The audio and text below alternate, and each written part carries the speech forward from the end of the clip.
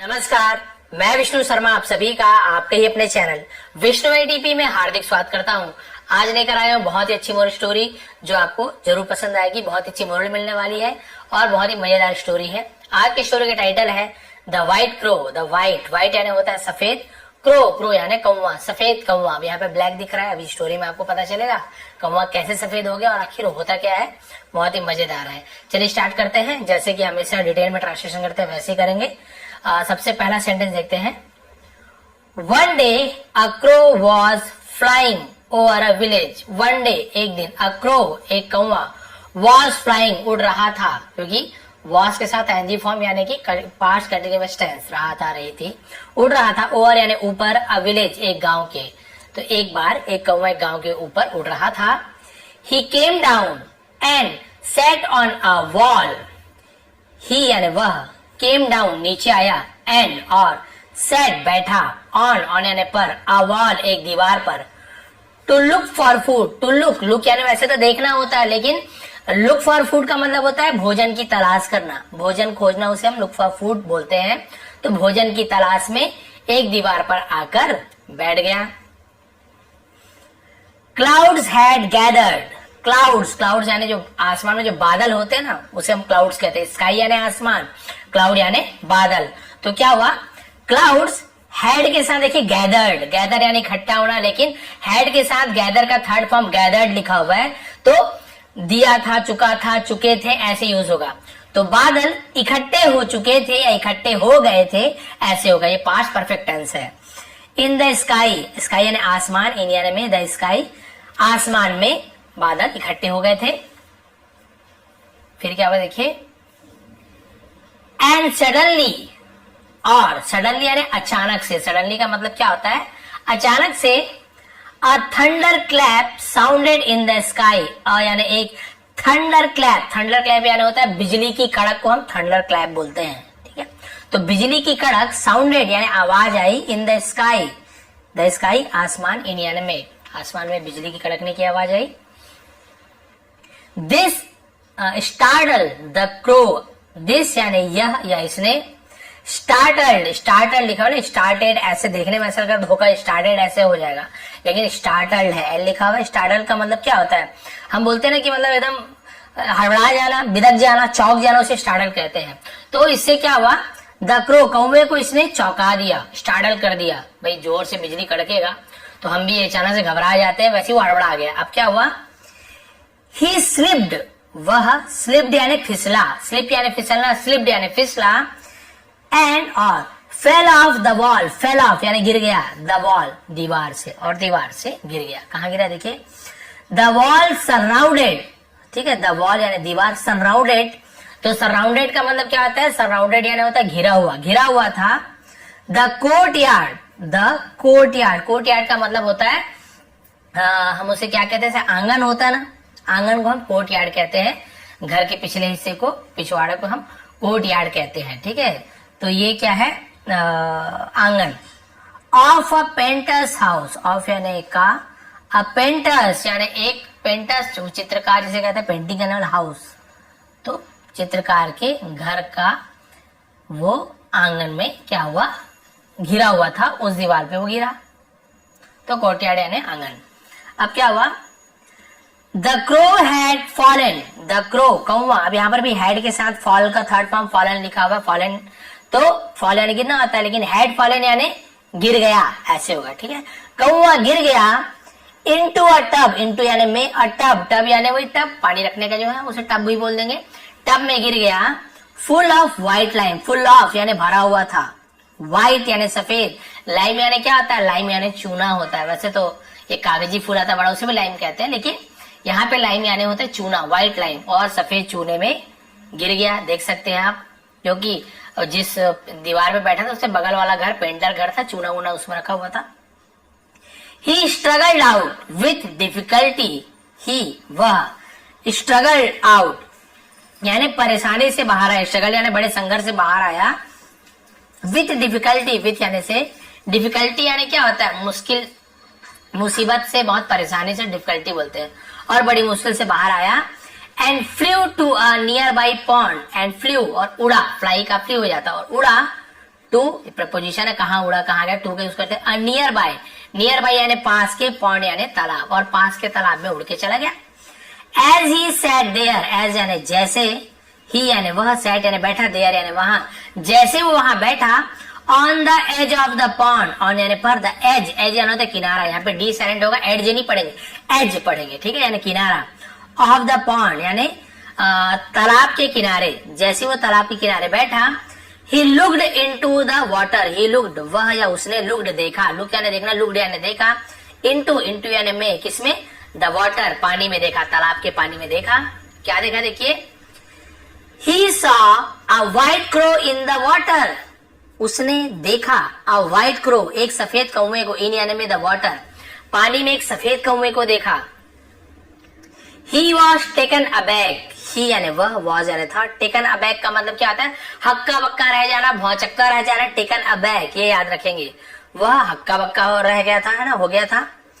Then he realised it, तब उसे, realise यानी एहसास होना, महसूस होना, तब उसे एहसास हुआ, it was his own reflection, it was ये था, वो क्या था, हिज यानी उसका, ओन यानी खुद का, रिफ्लेक्शन प्रतिबिंब, परछाई को रिफ्लेक्शन कहते हैं, ध्यान देंगे, प्रतिबिंब या परछाई जो हम आईने में देखते हैं, पानी में देखते हैं हमारे चेहरे को, से परछाई को रिफ्लेक्शन कहते हैं।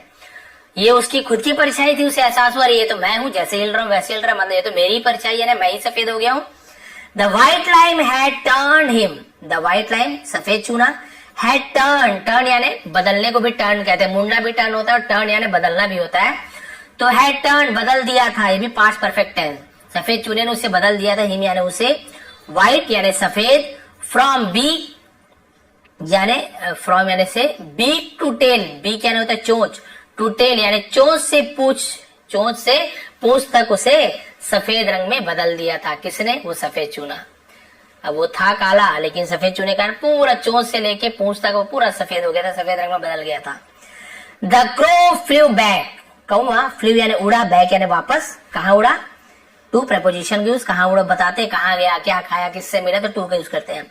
द जंगल, जंगल वापस उड़ा, एंड और, to the tree, to the tree यानी पेड़ पर, इधर लिखा हुआ है ट्री, मुझे दिख रहा है, आपको नहीं दिख रहा होगा, इसे ठीक कर देता हूँ। To the tree,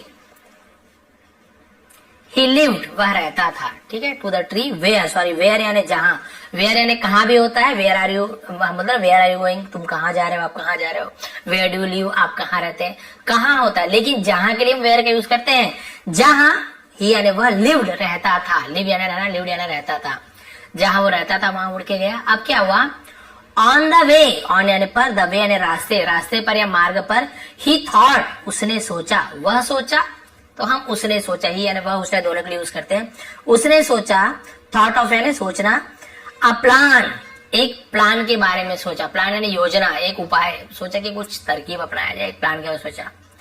When he reached the jungle, when यानी जब, ही यानी वह, reached, ठीक है, ईडी यानी reached, reach यानी पहुंचना, reached यानी पहुंचा, द जंगल, जब वह जंगल पहुंचा, he started उसने शुरू किया, काविंग लाउडली, काविंग कौवे के आवाज को काव काव बोलते हैं, वही काविंग इंग्लिश में, लाउडली यानी जोर जोर से उसने मतलब कौवे की आवाज में मतलब काव काव करना शुरू किया।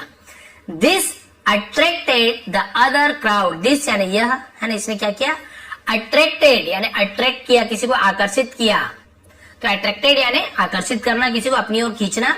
द अदर क्रोज, अन्य दूसरे कौवों को, कौवे के अटेंशन यानी उसके ध्यान को, ठीक है, ये अपॉस्ट्रोफी गलत जगह लग गया, यहाँ पे आता, कौवे के अट्रैक्शन, सॉरी अटेंशन, ध्यान को आकर्षित किया।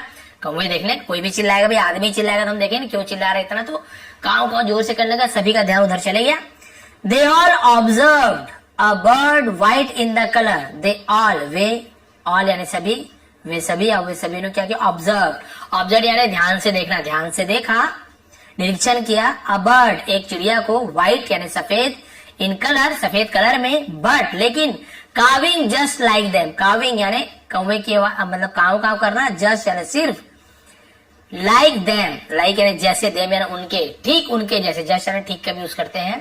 तो उन्होंने देखा कि एक सफेद रंग का कौवा, लेकिन ये उनके जैसे ही काव काव कर रहा है। दे फॉलोड द बर्ड, यानी उन्होंने, दे यानी वे भी होता है उन्होंने में, फॉलोड यानी पीछा किया, फॉलो करना, तो फॉलोड पीछा किया, द बर्ड पक्षी का, टू द ट्री है ना, पेड़ तक पीछा किया। देयर वहां, द व्हाइट क्रो सेड है ना, सफेद कौवे ने कहा, फ्रेंड्स यानी दोस्तों, I have a message from the jungle God, I have मेरे पास है यानी किसी बात को चीज, आई हैव मेरे पास है, अ मैसेज एक संदेश एक समाचार है, फ्रॉम यानी से, the jungle God, jungle God यानी जंगल के देवता से मेरे पास एक उनका एक मैसेज है। ही हैज अपॉइंटेड मी, ही यानी वह या उन्होंने, हैज अपॉइंटेड, अपॉइंट करना यानी किसी को नियुक्त करना, किसी को काम पे रखना, उसी का थर्ड फॉर्म है अपॉइंटेड, तो हैज के साथ थर्ड फॉर्म यानी प्रेजेंट परफेक्ट है, दिया है, लिया है, चुका है, चुकी है। ही हैज अपॉइंटेड उसने, अब भगवान है तो उन्होंने ऐसे बोलेंगे ना, एक्चुअल में ही यानी उसने होता है, लेकिन हम भगवान को इज्जत देंगे, उन्होंने ऐसे, उन्होंने अपॉइंट किया है यानी काम पे रखा है, मी यानी मुझे, टू बी यानी बनने के लिए, योर किंग तुम्हारा आपका राजा, यानी आपका राजा बनने के लिए मुझे इस काम के लिए रखा है कि जाओ उनके राजा बनो, भगवान ने मुझे राजा बनने के लिए कहा। फ्रॉम टुडे ऑनवर्ड, फ्रॉम यानी से, टुडे ऑनवर्ड यानी आज से आगे, टुडे ऑनवर्ड यानी आगे से, यानी आज से आगे, you all must serve me, you all यानी आप सभी को, मस्ट यानी जरूर या चाहिए, सर्व यानी सेवा, आप सभी को मेरी सेवा करनी चाहिए, एंड ओबे, और ओबे यानी बात मानना, आज्ञा का पालन करना, ऑल माई कमांड्स, कमांड्स यानी आदेश, और मेरी सभी आदेशों का, सभी आज्ञा का पालन करना पड़ेगा, करना चाहिए, ऐसे मुझे जंगल देवता ने कहा है कि तुम्हारे मैं क्या बन जाऊं, भगवान तुम्हारे मैं राजा बन जाऊं। तो देखिए बेचारे सभी सफेद काले कौवे सफेद को देख एकदम हैरान हो गए, सच बात है, हो सकता है भगवान ही भेजो।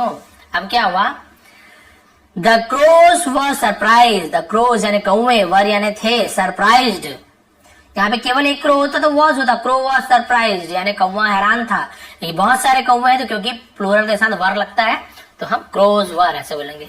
तो कौवे हैरान थे, टू सी यानी देखकर, अ व्हाइट क्रो एक सफेद कौवे को देखकर हैरान थे, सो इसलिए दे बिलीव्ड उन्होंने क्या किया, बिलीव्ड भरोसा किया, ऑल दैट यानी सभी पर, द व्हाइट क्रो सेड यानी सफेद कौवे ने जो भी बात कही उस सब बात पे उसने भरोसा कर लिया। दस इस प्रकार, दस यानी इस प्रकार, the white crow became the king, the white crow सफेद कौवा, बिकेम यानी हो गया, बन गया, द किंग राजा बन गया, ही एंजॉयड इट और उसने उसका मजा लिया, आनंद लिया राजा बनने का।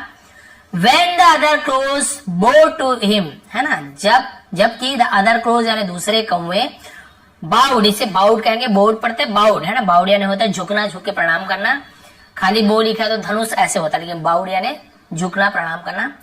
सभी उस कौवे के आगे झुक गए यानी प्रणाम किया, एंड ओबेड और आज्ञा का पालन किया, हिज ऑर्डर्स यानी उसके आज्ञा का पालन किया, जो भी बोलते थे उसकी बात मानने लगे।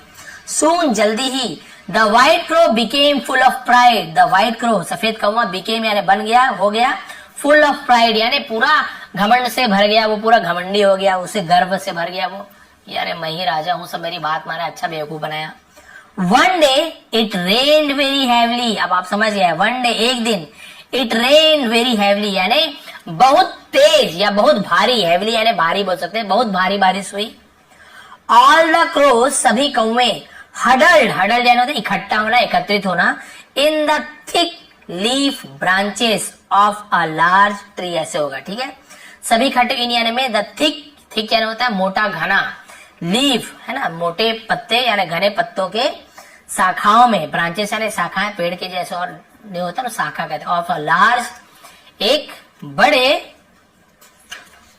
बैनियन ट्री, ठीक है, बैनियन ट्री यानी क्या होता है, बरगद का पेड़ को हम बैनियन ट्री बोलते हैं। ये तो एक बस इतना ही बचा हुआ ना लास्ट पैराग्राफ, तो एक बड़े बरगद के पेड़ के शाखा के घने घने पत्ते वाले वहां पे इकट्ठे हो गए वो शाखा में। The white crow was also among them,